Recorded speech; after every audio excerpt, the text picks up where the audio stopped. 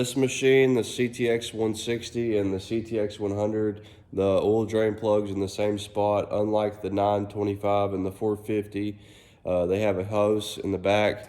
These have a belly pan underneath. So the first thing you got to do is get it off the ground somehow. I've got two 20-ton ramps here in the shop. I've got it backed up on. You can use blocking, whatever you need to. Just get yourself enough room to climb underneath and get that belly pan off and get to the drain plug. This part of the video might be a little shaky. I'm gonna go ahead and apologize in advance. Right here's your plate. I've already got the plate removed. I just put it back in to show you how it's setting on the machine. There's two bolts here. Usually just screw those back into the machine, and I'll get a creeper and roll up under here and show you where the drain plug is. I've already got the oil drained out of this. This takes a little less than 10 quarts of oil, so make sure you've got a big pan. So there's two holes whenever you remove the belly pan. There's a smaller hole on the side right here. It's got a 90 coming off with a JIC drain plug spout. That little cap on that drain plug is a 22 millimeter, so you're gonna get you a 1/2 inch extension or 22 millimeter depot socket, something to get a little distance up in there and break that loose. And like I said before, the oil capacity is 9.4 quarts, so make sure you've got a big pan. Once you get your drain plug bolt back in and your belly pan back on, you're done underneath. The next thing we're gonna move on to is the hydraulic filter. So the location for it is you come right here to where you stand on the platform and you just flip this up, and it's a cartridge style filter. I'll go ahead and warn you, if you buy one of these machines, you get the filters from the dealer. They're gonna be about $300 for the hydraulic filter, fuel filter, and oil filter. And 200 of that $300 is gonna be this guy right here. It's probably super incompatible, hard to cross over. If you can cross this over, drop a comment down below, help everybody out. But for the sake of warranty purposes, we're gonna use filter straight from the dealership till it's out of warranty. But like I said, it goes right inside this canister. This part is one of the messiest parts of the entire maintenance process. I usually stuff paper towels because there's only about this much clearance underneath the bottom of this canister. You see how tall this filter is. And a traditional style loop oil wrench won't fit underneath it. I've got this one by Matco. I love it, using it on heavy equipment like this, but you just want to get position in here, start working this thing loose.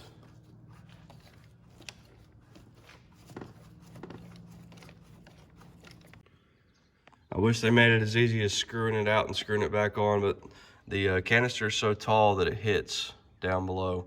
So what you need to do is take the 3 bolts out on top. They're 15 millimeter bolts, and they go in this black bracket right here. 1, 2, 3, and they hold that hydraulic filter housing in place. And then take your 2 lines off the right side here. This left side you can leave the line on. It's got more than enough room now for you to be able to push it up and screw it off and put your new one in. Here's a comparison of the 2 filters in just 100 hours. You can see how dark that old one is. I mean, you just clean out your canister, dump all the sediment out of it, wipe it out real good.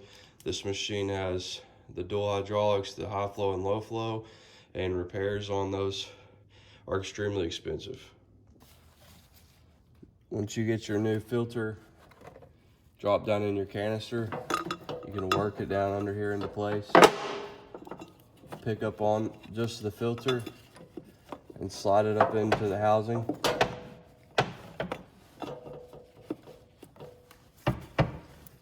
You don't want to just drop your filter in the canister and screw it back on. It slides back up in through a little bung up top there, and then once you get it pushed back into place, you can screw back on your canister. Now that we got our hydraulic filter buttoned up, next we're gonna move on to the fuel filter. If you come around here to the left side of the machine, there's a little plate right here. I've already got the bolts broke loose, but if you look in this hole right here, it's got a primer bulb like a Duramax. You can just pump up fuel pressure if you run this thing out of diesel. But you got 1, 2, and then there's another bolt right here that's kind of in a little fork. You don't have to remove that one, just loosen it a little bit. I beat this camera on the hill, but this is a Kohler fuel filter. It's got an electrical connector, I guess, for a water separator that you'll need to unplug, and then your actual water separator here on bottom will transfer over to your new fuel filter. See, it's not on there on the bottom, and you'll have to replace the little, it comes with the O-ring for the bottom there. I'm gonna get this one off and we'll take it over to the vise and we'll swap the water separator over. All you have to do to get this electrical connector off is push that little tab in with your thumb and it'll just pull right apart.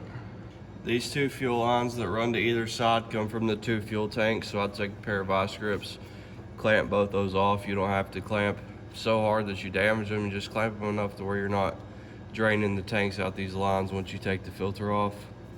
Like I mentioned before, you just take this little tab, push it in, and this thing will pull right apart. And then you can get a pan and a pair of channel locks or an adjustable wrench and go ahead and drain the fuel and water that's inside the filter. Water separator. If your sensor pops up on your screen that you got water in your fuel, you can come down here and open this guy up.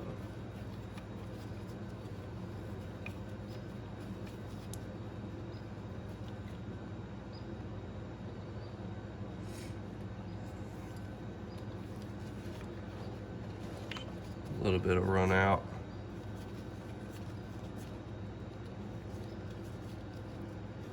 And then grab your channel locks.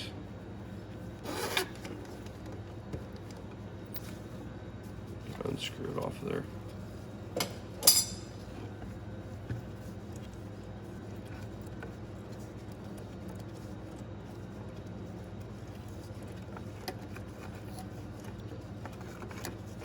Once you get the water separator off of this filter, you can see a little bit of diesel fuel come out there. You got a slow drip. It may not stop. It may be fuel getting past those vice grips. So have everything close to you in a hurry. That's what that water separator looks like. We'll go ahead and swap out this O-ring, screw it on our new filter, and we're gonna pre-fill the new filter with fresh diesel fuel. That way we are able to get a better prime. This is just a typical spin-on style filter, so we'll go ahead and remove that now. Go ahead and spin this guy off.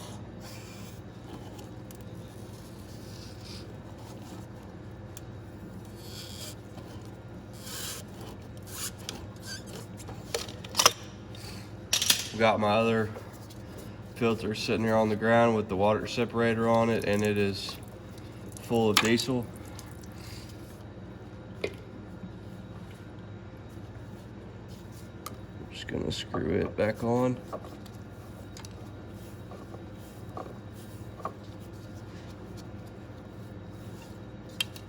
Like so. And then once you get this on, you're good to take your vice grips back off and plug your electrical connector back in.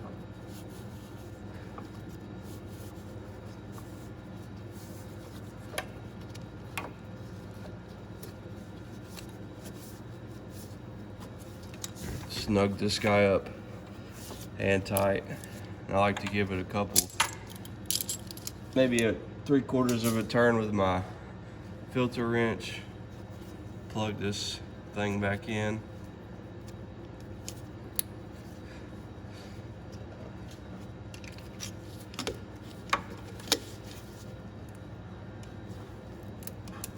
That's tight. Then put your plate back on and you're done with your fuel filter. All right, now we're down to our last 2 steps, replacing the oil filter and putting the oil back in, and we'll be all finished up. If you look right here, this is your spyglass for your hydraulic fluid. This one's running a little bit low, so we'll add some AW68 to that tank up there, but your oil filter is right here. It's a cartridge style, like I mentioned in the beginning, and the cap is 1.25" socket. And in your box with your filter, you'll have your regular cartridge filter, and you'll notice that there's 3 O-rings and a copper washer. I called the dealer about this copper washer. In the beginning, when I showed you where the oil drain was, he said if I drain it off the right side, I don't need the copper washer. On the opposite side of the oil pan, there's another drain plug, but that drain plug looked to me like it was gonna direct all the oil on top of a bunch of hydraulic lines and everything like that. It seemed like a more direct shot with the JIC 90 that was going down. So you can disregard this copper washer, but this bigger O-ring is gonna be for your cap, and then you'll see in a minute whenever I pull the housing out, there's 2 smaller O-rings on the end of it. Once you pull your oil filter out, right here is where the medium-sized O-ring goes, and right there is where the smaller O-ring goes, and your largest one is for the cap. So you can just go ahead and disregard all 3 of those O-rings. There's 1.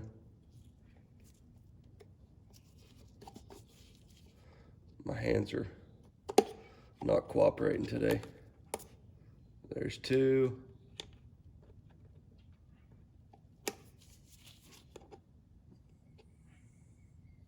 And 3. Then we'll just put them back on the exact same way. Roll this one down to the bottom.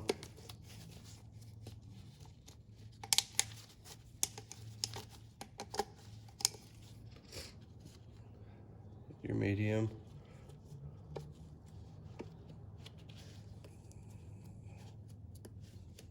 Right there. And your small one. Then you can take your old filter off.